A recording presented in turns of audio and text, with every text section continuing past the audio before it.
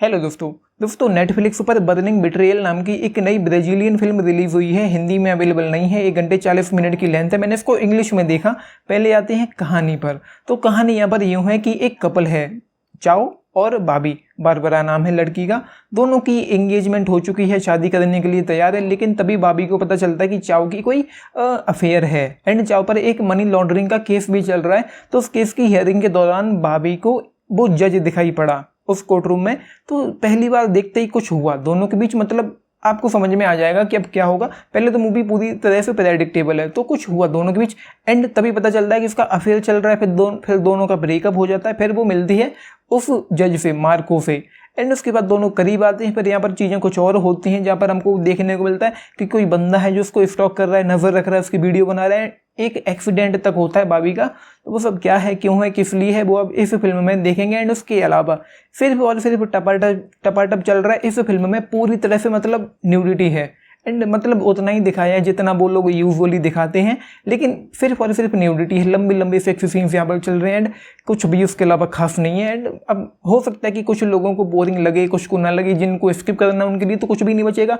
जिनको ये scenes skip करने होते हैं उनके लिए इस फिल्म में कुछ भी नहीं बचेगा। एंड ये जो सीन्स हैं लंबी लंबी हैं एंड आते हैं निकल जाते हैं। एंड उसके अलावा कहानी के नाम पर कुछ भी खास नहीं है। बाकी जो राइटिंग है वो मुझे थोड़ी ठीक लगी। एंड जैसा कि मैंने कहा, मूवी पूरी तरह से लगभग प्रेडिक्टेबल है। सब कुछ समझ में आता जाता है कि अब क्या हो रहा है, क्यों होगा, कैसे होगा। एंड अंत में भी चीज़ें काफ़ी कुछ समझ में आ जाती हैं। जैसे जैसे बढ़ती जाती है प्रेडिक्टेबल होती चली जाती है।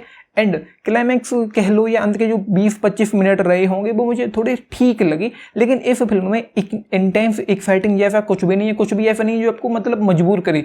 इवन कैरेक्टराइजेशन पर, स्टोरी डेवलपमेंट भी नहीं करेगी, कैरेक्टर्स पर भी बहुत अच्छे से काम नहीं किया गया।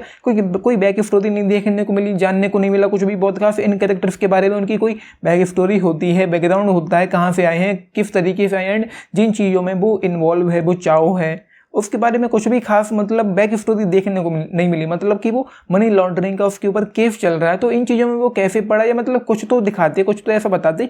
एंड वो जो लड़की है बारबरा, उसके बारे में भी कुछ खास जानने को नहीं मिलता। इवन उसके पेरेंट्स के बारे में, कोई रिलेशनशिप हो, मतलब फ्रेंड हो, दोस्त हो, या मतलब मेरे कहने का मतलब ये है कि फैमिली के बारे में कुछ खास नहीं जानने को मिला। सिर्फ एक फ्रेंड है, उसके बारे में थोड़ा बहुत नाम और जानने को मिलता है। उसके अलावा कुछ भी खास नहीं है। बस वो अपने हस्बैंड की जो कंपनी में असिस्टेंट है, ये है बस। उसके अलावा कुछ भी खास नहीं है इस फिल्म में। तो बस मोटा मोटी अगर मैं ये कहूँ कि अगर आपको टपाटप देखना है, न्यूडिटी देखनी है, सेक्स देखना है तो देख लो, और नहीं देखना है तो स्किप करो। उसके अलावा कुछ भी नहीं है यहाँ पर। एंड हिंदी में अवेलेबल नहीं है, तो बहुत से लोगों के लिए एक डिसअपॉइंटमेंट हो सकती है जिनको हिंदी चाहिए होती, इंग्लिश पल्ले नहीं पड़ती।